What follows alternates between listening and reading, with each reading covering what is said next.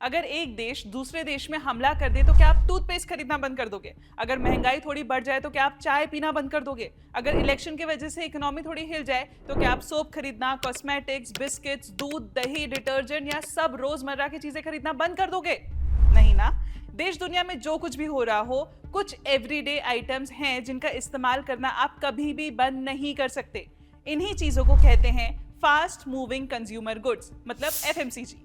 ऐसा सेक्टर जहां demand almost हर situation में बनी रहती है। शायद इसीलिए इसे एक डिफेंसिव सेक्टर कहा जाता है। और जब जब मार्केट में वॉलेटिलिटी बढ़ती है, इन्वेस्टर्स इसी डिफेंसिव सेक्टर मतलब एफएमसीजी का सहारा लेते हैं। क्यों? क्योंकि high frequency demand, steady cash flows और एफिशिएंट वर्किंग कैपिटल साइकिल इस सेक्टर को स्ट्रक्चरली रेजिलिएंट बनाते हैं। लेकिन लास्ट 1 ईयर में इस सेक्टर ने ऑलमोस्ट फ्लैट रिटर्न्स दिए हैं। जी हाँ, और थोड़ा पीछे जाएं तो लास्ट 1.5 इयर्स में अराउंड 18% का करेक्शन भी आया है। तो सवाल यह है कि ये सो कॉल्ड डिफेंसिव सेक्टर में इतनी गिरावट क्यों है? क्या डिमांड स्लो हो रही है, वैल्यूएशन कूल हो रहे हैं, या पैसा किसी और थीम में शिफ्ट हो गया है, या ये सिर्फ एक टेम्पररी फेज है और आगे बढ़ने का स्कोप भी है? क्या इतने वॉलेटाइल सिचुएशन में अभी भी आपको इस सेक्टर के भरोसे रहना चाहिए या किसी और ट्रेन को पकड़ना चाहिए? एंड तक ट्रस्ट में ये सारा कंफ्यूजन क्लियर हो जाएगा। तो चलिए शुरू करते हैं WhatsApp with FMCG stocks with your host Swati. Let's get started.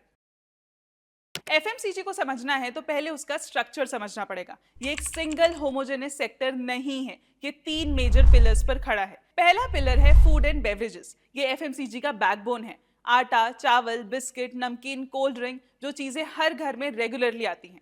ये सेगमेंट अलोन इंडिया का जीडीपी का लगभग 3% कंट्रीब्यूट करता है। दूसरा पिलर है हेल्थ केयर और न्यूट्रिशन। कोविड के बाद लोग थोड़ा सीरियस हो गए हेल्थ को लेकर। Multivitamins, protein products, immunity drinks, healthy snacks, ये सब ज्यादा बिकने लगे। और सुनो, यहाँ सेंट्रल और state government health expenditure FY24 में जीडीपी का करीब 1.9% टच कर चुका है। प्लस हेल्थ टेक मार्केट का CAGR 39% एस्टिमेट किया जा रहा है, जो 2033 तक सीधा 4 लाख करोड़ तक पहुंच सकता है। तीसरा पिलर है हाउस होल्ड और पर्सनल केयर। सोप से बॉडी वॉश, नॉर्मल क्रीम से सिरम, बेसिक ऑयल से स्पेशलाइज्ड हेयर प्रोडक्ट्स। इंडिया का ब्यूटी और personal care market 1.5 lakh crore का है और 11% CAGR से ग्रो कर रहा है। तो जब हम FMCG बोलते हैं, एक्चुअली हम 3 डिफरेंट डिमांड इंजन्स की बात कर रहे होते हैं: staple consumption, health led spending और एस्पिरेशनल पर्सनल केयर। अब ओवरऑल सेक्टर की बात करें तो इंडिया का FMCG मार्केट 20 लाख करोड़ से ऊपर क्रॉस कर चुका है। मतलब आज इंडिया का FMCG मार्केट बहुत बड़ा हो चुका है और इट इज बिलीव दैट अगले कुछ सालों में ये मार्केट साइज डबल होने की कैपेसिटी रखता है। आप अगर पिछले 8 से 10 साल का ट्रेजेक्टरी देखो तो FMCG revenue multiple times grow हुआ है और इस ग्रोथ के ड्राइवर्स है फॉर्मलाइजेशन, प्रीमियमाइजेशन और डिस्ट्रीब्यूशन एक्सपेंशन। दोस्तों, इंडिया का कंज्यूमर बेस एक्सपैंड हो रहा है, पर कैपिटा इनकम इंप्रूव हो रहा है and with it spending pattern भी प्रीमियमाइजेशन की तरफ शिफ्ट हो रहा है। अब सवाल यह है, ये ग्रोथ ग्राउंड लेवल पर कैसी दिखती है? ये सिर्फ थियरी नहीं है, इसके पीछे कुछ स्ट्रक्चरल शिफ्ट्स भी चल रहे हैं जो मार्केट को फंडामेंटली रीशेप कर रहे हैं। चलिए इन ड्राइवर्स को एक एक करके समझते हैं। पहला है शिफ्ट टू ऑर्गेनाइज्ड मार्केट। पहले लोग लोकल किराना से सामान खरीदते थे या लूज प्रोडक्ट्स लेते थे। अब सुपरमार्केट, ब्रांडेड स्टोर और क्विक कॉमर्स प्रेफर करते हैं, जिसकी वजह से ऑर्गेनाइज्ड फॉर्मेट देश के टोटल FMCG सेल का 30% अकाउंट करता है। Second, government policies. सिंपल शब्दों में GST रिफॉर्म्स और स्ट्रॉन्ग डिस्ट्रीब्यूशन नेटवर्क की वजह से बड़े ऑर्गेनाइज्ड ब्रांड्स धीरे धीरे ज्यादा मार्केट शेयर ले रहे हैं। गवर्नमेंट ने फूड प्रोसेसिंग सेक्टर को सपोर्ट करने के लिए PLI scheme, single brand retail में 100% FDI, GST सिंप्लीफिकेशन और रूरल इंफ्रास्ट्रक्चर जैसे स्टेप्स लिए हैं, जिससे सप्लाई चेन बेटर हो रही है और बिजनेस ज्यादा फॉर्मल हो रहा है। इस सेक्टर में फॉरेन इन्वेस्टमेंट भी स्ट्रांग रहा है। इसी कॉन्फिडेंस के चलते ITC, रिलायंस कंज्यूमर और वरुण बेवरेजेस जैसे प्लेयर्स नए प्लांट्स और एक्सपेंशन पर हेवी इन्वेस्टमेंट अनाउंस कर चुके हैं, जो दिखाता है कि कंपनीज लॉन्ग टर्म ग्रोथ को लेकर पॉजिटिव है। अब तीसरा ड्राइवर है वॉल्यूम लेड ग्रोथ। FMCG में रियल ग्रोथ तब होती है जब ज्यादा यूनिट्स बिकते हैं, सिर्फ महंगा बेचने से नहीं होता। रीसेंट क्वार्टर्स में कंपनी ने सिर्फ प्राइस बढ़ाकर नहीं बल्कि एक्चुअल वॉल्यूम ग्रो करके रेवेन्यू बढ़ाया है। इसका मतलब कंजम्पशन सच में बढ़ रहा है। Q3 FY26 में हमने देखा कि FMCG या कंज्यूमर स्टेपल्स कंपनीज ने टॉप प्लेयर्स के लेवल पर लगभग 9% year on year revenue growth deliver की, जिसमें करीब 6% वॉल्यूम ग्रोथ का कंट्रीब्यूशन था। ये FY26 के सेकेंड क्वार्टर के 7% और FY25 के थर्ड क्वार्टर के 5% ग्रोथ के कंपैरिजन में इंप्रूवमेंट है। इसका मतलब रियल कंजम्पशन इंक्रीज हो रहा है। रेवेन्यू सिर्फ प्राइस हाइक की वजह से नहीं आ रहा, कंपनी नंबर्स भी इसी डायरेक्शन में सिग्नल दे रहे हैं। HUL ने भी दिसंबर क्वार्टर में 4% वॉल्यूम ग्रोथ डिलीवर किया और उनका कहना है कि आने वाले टाइम में उनका फोकस इसी वॉल्यूम लेड रेवेन्यू ग्रोथ से आएगा, which will be fuelled bye there scale. पर क्या आपने कभी सोचा है कि सिर्फ 3 से 4% वॉल्यूम ग्रोथ से कैसे इनका बिजनेस ग्रो होगा? आंसर है प्रीमियमाइजेशन। दोस्तों, FMCG में स्लो डाउन की हेडलाइन देखकर कंफ्यूज मत हो। कहानी यह है कि ग्रोथ शिफ्ट हो गई है, स्लो नहीं हुई। कुछ बेसिक मास कैटेगरीज जैसे आटा, तेल, दूध stable low single digit volume growth दे रहे हैं, लेकिन फास्टर वॉल्यूम एक्सेलरेशन प्रीमियम और हेल्थ फोकस सब कैटेगरीज में आ रहा है। Healthy snacks, protein based products, functional beverages और ready to eat formats category average से फास्ट ग्रो कर रहे हैं और यहाँ प्राइसिंग पावर भी ज्यादा है। यानी कि ये शिफ्ट इन कंपनीज के लिए मार्जिन एक्सपेंशन लीवर साबित हो सकता है। इसी वजह से कंजम्पशन पैटर्न क्लियरली चेंज हो रहा है towards upgradation. For example, personal care और हाउस होल्ड सेगमेंट में भी यही ट्रेंड दिख रहा है। पहले बेसिक सोप चल जाता था, अब बॉडी वॉश पिक हो रहा है। रेगुलर क्रीम से हम सिरम पर शिफ्ट हो रहे हैं। सिंपल हेयर ऑयल की जगह स्पेशलाइज्ड वेरिएंट्स आ रहे हैं। मतलब कंज्यूमर क्वांटिटी से ज्यादा क्वालिटी और एक्सपीरियंस पर फोकस कर रहा है। यही रियल शिफ्ट है। जब कंज्यूमर प्रीमियम प्रोडक्ट्स की तरफ शिफ्ट करता है और सिर्फ ट्रायल नहीं बल्कि उन पे कंसिस्टेंटली स्टिक भी करता है, तब कंपनी का overall product mix structurally improve होता है। एवरेज रियलाइजेशन बढ़ता है, मार्जिन्स बेटर होते हैं। इसीलिए FMCG की कहानी अब सिर्फ वॉल्यूम ग्रोथ की नहीं रही, प्रोडक्ट मिक्स की हो चुकी है। लेकिन यहाँ एक इंपॉर्टेंट सवाल खड़ा होता है, प्रीमियमाइजेशन और प्रोडक्ट मिक्स इंप्रूवमेंट हर जगह एक जैसे पेस से ग्रो हो रहे हैं? क्या अर्बन और रूरल कंज्यूमर दोनों सेम तरह से अपग्रेड कर रहा है या फिर ग्रोथ का पैटर्न दोनों मार्केट्स में अलग है? FMCG का ओवरऑल नंबर देखना इजी है, लेकिन असली डिफरेंस समझना हो तो हमें अर्बन और रूरल को अलग अलग देखना पड़ेगा। हिस्टोरिकली अर्बन इंडिया से लगभग 62% रेवेन्यू आता रहा है और रूरल इंडिया का कंट्रीब्यूशन करीब 38% के आसपास रहा है। मतलब पैसा ज्यादा शहरों से आता है। लेकिन जब हम वॉल्यूम ग्रोथ यानी कितने ज्यादा पैकेट्स, बॉटल्स, यूनिट्स बिक रहे हैं, ये देखते हैं तो कहानी थोड़ी डिफरेंट है। रीसेंट कॉन कॉल्स का टोन डिकोड करें तो एक सटल शिफ्ट दिख रहा है। कुछ टाइम पहले तक FMCG कंपनी का मेन कंसर्न था रूरल डिमांड वापस कब आएगी।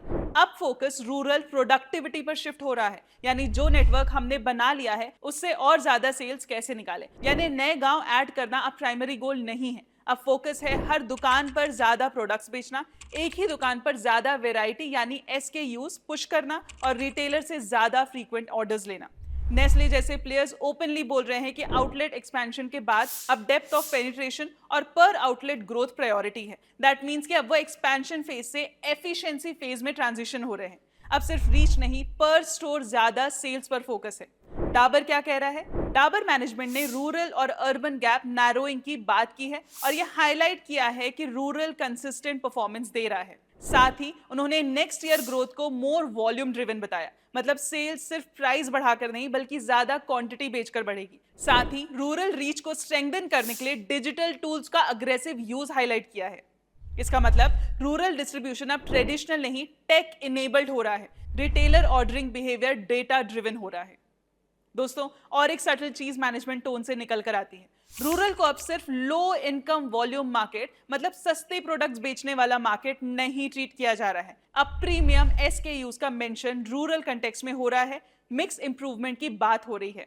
हाई ग्रोथ कैटेगरीज रूरल में पुश की जा रही है। इसका मतलब कंपनीज रूरल को सिर्फ वॉल्यूम मार्केट नहीं, मार्जिन मार्केट भी देखना शुरू कर चुकी है। अगर पूरी स्टोरी को समराइज करें तो पहला, रूरल स्टेबल है और धीरे धीरे इंप्रूव कर रहा है। दूसरा, ग्रोथ का फोकस प्राइस से हटकर वॉल्यूम और प्रोडक्ट मिक्स पर आ गया है। और तीसरा, डिस्ट्रीब्यूशन डिजिटल और डेटा बैक्ड हो रहा है। इसलिए रूरल स्टोरी सिर्फ डिमांड बाउंस नहीं है, ये एग्जीक्यूशन, मोनेटाइजेशन और स्ट्रक्चरल डीपनिंग की स्टोरी है। और अगर ये डिसिप्लिन सस्टेन होता है तो नेक्स्ट फेज का FMCG कंपाउंडिंग भारत ड्रिवन हो सकता है। अब तक हमने रूरल डिमांड और ग्रोथ डायनेमिक्स समझे। अब नेक्स्ट सेक्शन में चलते हैं और समझते हैं कि FMCG इंडस्ट्री का डिस्ट्रीब्यूशन मॉडल कैसे चेंज हो रहा है, कैसे ट्रेडिशनल किराना नेटवर्क के साथ साथ क्विक कॉमर्स जैसे नए चैनल्स गेम को डिसरप्ट कर रहे हैं। First we see distribution transformation. Traditional FMCG model simple था, from manufacturer to distributor, then wholesaler, retailer and finally consumer.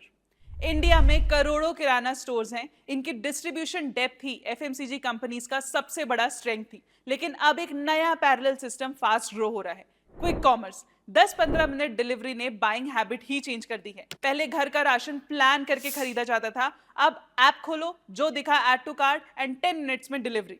Planning कम, इंपल्स ज्यादा। इसका direct impact, small packs fast move हो रहे हैं, रेडी टू ईट प्रोडक्ट्स तेज बिक रहे हैं और प्रीमियम SKUs को भी पुश मिल रहा है। कंपनीज को रियल टाइम डेटा मिलता है, कौन सा प्रोडक्ट चल रहा है, कौन सा स्लो है। इसीलिए क्विक कॉमर्स सिर्फ नया सेल चैनल नहीं है, ये डिमांड को शेप करने का टूल बन गया है। एस्टिमेट्स के हिसाब से 2030 तक ई कॉमर्स FMCG सेल्स का अराउंड 11% हिस्सा बन सकता है। डिजिटल अब ऑप्शन नहीं, ग्रोथ इंजन है। ऐप पर जो विजिबल होगा वही बिकेगा। आज कंपटीशन शेल्फ स्पेस का नहीं, ऐप विजिबिलिटी का हो गया है। अब नेक्स्ट, एक्विजिशंस। पिछले कुछ सालों में लार्ज FMCG कंपनी ने D2C ब्रांड्स एक्वायर किए। HUL ने मिनिमलिस्ट एक्वायर किया, मैरिको ने बियर्डो, प्लिक्स, जस्ट हर्ब्स और ट्रू एलिमेंट्स ऐड किए, ITC ने योगा बार के थ्रू हेल्थ स्नैकिंग स्ट्रेंथन किया, इमामी ने द मैन कंपनी पर फुल कंट्रोल लिया, टाटा कंज्यूमर प्रोडक्ट्स ने कैपिटल फूड्स और ऑर्गेनिक इंडिया एक्वायर किया। ये रैंडम डील्स नहीं है, डायरेक्शन क्लियर है। HUL, मारिको, ITC और डाबर जैसे प्लेयर्स एक्विजिशंस इसलिए कर रहे हैं क्योंकि ट्रेडिशनल FMCG कैटेगरीज में ग्रोथ मॉडरेट हो चुकी है, लेकिन नीश, प्रीमियम और digital first segments double digit pace से ग्रो कर रहे हैं। ऑर्गेनिक वे में इन कैटेगरीज में एंटर करना टाइम कंज्यूमिंग और रिस्की हो सकता है।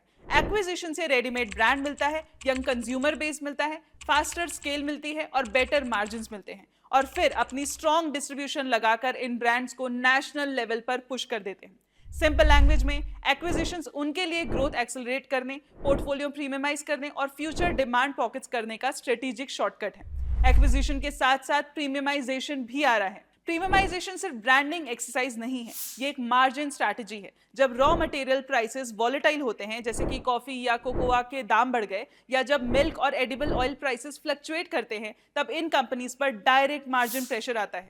ऐसे इन्वायरमेंट में प्रोडक्ट मिक्स को प्रीमियमाइज करना इन FMCG कंपनीज के लिए प्रॉफिटेबिलिटी प्रोटेक्ट करने का भी प्रैक्टिकल टूल बन जाता है। बिकॉज अगर कंपनी सिर्फ बेसिक लो प्राइस प्रोडक्ट्स पर डिपेंड करेगी तो मार्जिन स्क्वीज हो जाएगी।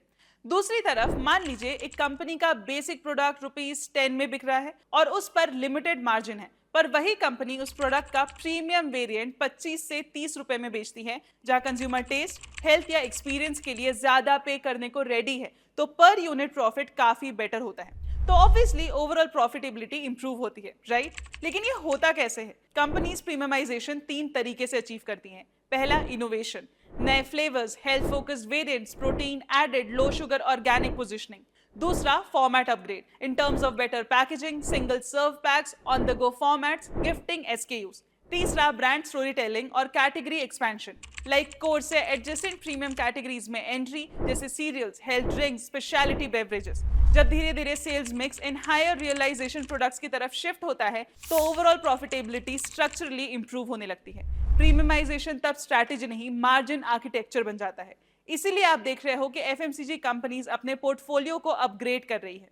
HUL ब्यूटी और पर्सनल केयर में प्रीमियम पुश कर रहा है, नेस्ले कॉफी और स्पेशलाइज्ड फॉर्मेट्स पर फोकस कर रहा है, मारिको फूड्स और प्रीमियम पर्सनल केयर स्केल कर रहा है। पॉइंट सिंपल है, प्रीमियमाइजेशन कंज्यूमर एस्पिरेशन भी है और कंपनी के लिए मार्जिन प्रोटेक्शन भी है। और जब कंज्यूमर एक बार बेटर प्रोडक्ट अडॉप्ट कर लेता है, तो यूजुअली वापस बेसिक वर्जन पर आना इजी नहीं होता। और सेम सेट ऑफ कस्टमर्स को पुल करने के लिए जायज है कि कंपटीशन कट थ्रोट रहती है। तो प्रीमियमाइजेशन का नेक्स्ट लॉजिकल स्टेप है competitive intensity. I mean just look at it. पहली बात तो ये कि आज इंडस्ट्री में प्रोडक्ट लॉन्चेस की स्पीड काफी बढ़ चुकी है। हर क्वार्टर नए वेरिएंट्स, हेल्थ फोकस प्रोडक्ट्स और प्रीमियम फॉर्मेट्स मार्केट में आ रहे हैं। लेकिन सिर्फ कुछ ही प्रोडक्ट्स होते हैं जो मासेस तक पहुंच पाते हैं। कंपटीशन अब सिर्फ लेगेसी ब्रांड्स के बीच नहीं है, रीजनल प्लेयर्स अग्रेसिव हैं। D2C यानी कि direct to consumer startups digital marketing के थ्रू नीश कैटेगरीज कैप्चर कर रहे हैं और क्विक कॉमर्स प्लेटफॉर्म्स ने एंट्री बैरियर और कम कर दी है। आज नायका नाउ ब्यूटी और पर्सनल केयर को 30 मिनट डिलीवरी के थ्रू पुश कर रहा है। ब्लिंकिट, जेप्टो, स्विगी, इंस्टामार्ट, जोमेटो जैसे प्लेटफॉर्म्स इंपल्स कंजम्पशन को ड्राइव कर रहे हैं। अगर कंज्यूमर को 10 मिनट में प्रोडक्ट मिल रहा है, तो ब्रांड स्विचिंग का रिस्क भी बढ़ जाता है। स्क्रीन पर जो दिखेगा वही बिकेगा। इसलिए अब कंपटीशन सिर्फ शेल्फ स्पेस का नहीं, ऐप विजिबिलिटी का है। एडवर्टाइजिंग की इंपॉर्टेंस यहीं से और बढ़ जाती है। FMCG इंडिया का सबसे बड़ा एड स्पेंडर सेक्टर है।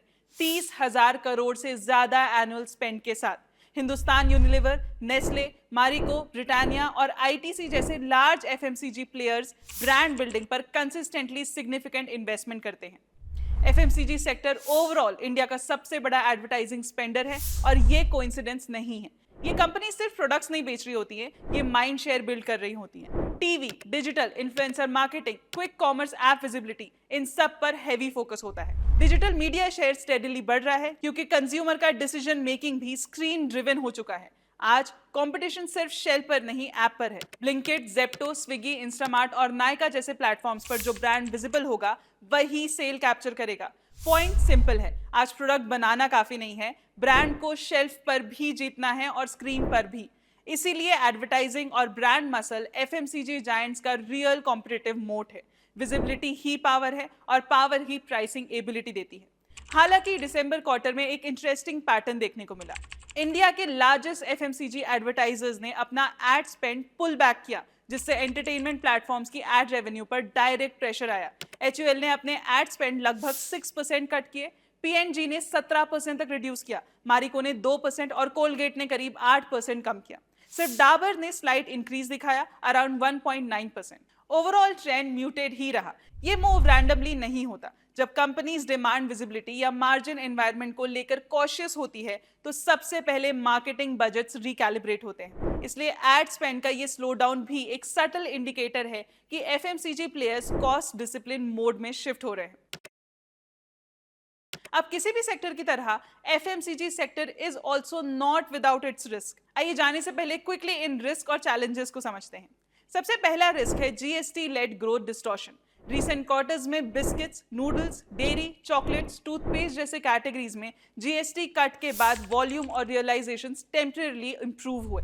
ऊपर से नवंबर दिसंबर में चैनल रीस्टॉकिंग भी देखने को मिला क्योंकि सितंबर अक्टूबर में जीएसटी डिस्ट्रप्शन के चलते डीस्टॉकिंग हुआ था। सिस्टमैटिक्स के एक रिपोर्ट के हिसाब से इसका इफेक्ट ये हुआ कि 200 से 400 बेसिस पॉइंट्स का ग्रोथ इंपैक्ट एक क्वार्टर से दूसरे क्वार्टर में शिफ्ट हो गया। लेकिन ये डिमांड का स्ट्रक्चरल इंप्रूवमेंट नहीं है, सिर्फ टाइमिंग एडजस्टमेंट है। असली स्ट्रेंथ तब प्रूव होगी जब ग्रोथ जीएसटी के बेनिफिट्स और रीस्टॉकिंग के बेस इफेक्ट के बिना भी सस्टेन करे, और वही रियल कंजम्पशन का इंडिकेशन होगा। दूसरा चैलेंज है प्राइस करेक्शन प्रेशर। टी और एडिबल ऑयल जैसे कैटेगरी में प्राइस करेक्शन हुआ जिससे वैल्यू ग्रोथ डिक्लाइन हुई। जब रियलाइजेशंस गिरते हैं तो रेवेन्यू ग्रोथ स्लो पड़ता है और मार्जिन एक्सपेंशन नेचुरली लिमिटेड हो जाता है। और तीसरा रिस्क है कॉम्पिटिटिव इंटेंसिटी। डिटर्जेंट्स, पेंट्स और कुछ होम कैटेगरीज में कंपटीशन अग्रेसिव है। जब प्राइसिंग पावर वीक हो और ब्रांड्स डिस्काउंटिंग करने पर मजबूर हो तो प्रॉफिटेबिलिटी स्ट्रेच होती है। इसलिए हेडलाइन रेवेन्यू ग्रोथ इंप्रूव हुई है, वॉल्यूम भी बेटर दिख रहे हैं, लेकिन सस्टेनेबल मार्जिन एक्सपेंशन तभी आएगी जब ग्रोथ जीएसटी और रीस्टॉकिंग के बिना ऑर्गेनिकली ड्राइव हो। एफएमसीजी के लिए अब असली चैलेंज है clean volume growth with stable realisation. तो दोस्तों, अगर पूरी एफएमसीजी स्टोरी को सिंपल शब्दों में समझो तो 3-4 क्लियर सिग्नल्स निकल कर आते हैं।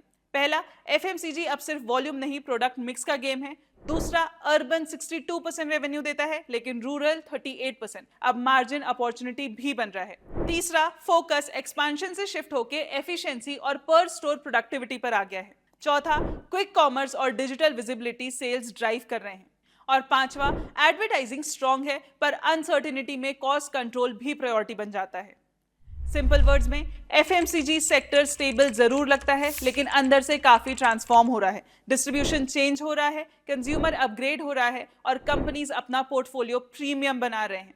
अगर ये ट्रेंड सस्टेन होते हैं तो नेक्स्ट फेज की एफएमसीजी ग्रोथ सिर्फ कंजम्पशन स्टोरी नहीं होगी, ये बेटर एग्जीक्यूशन, स्मार्टर मिक्स और भारत ड्रिवन डिमांड की स्टोरी होगी। तो दोस्तों, ये था हमारा एफएमसीजी सेक्टर का डिटेल एनालिसिस। अगर आपको वीडियो पसंद आया हो तो लाइक जरूर करें, सब्सक्राइब टू द चैनल और कमेंट सेक्शन में जरूर बताना कि नेक्स्ट कौन सा सेक्टर आपको एनालाइज करवाना है। मिलते हैं अगले वीडियो में। Investments in securities market are subject to market risks. Read all the related documents carefully before investing.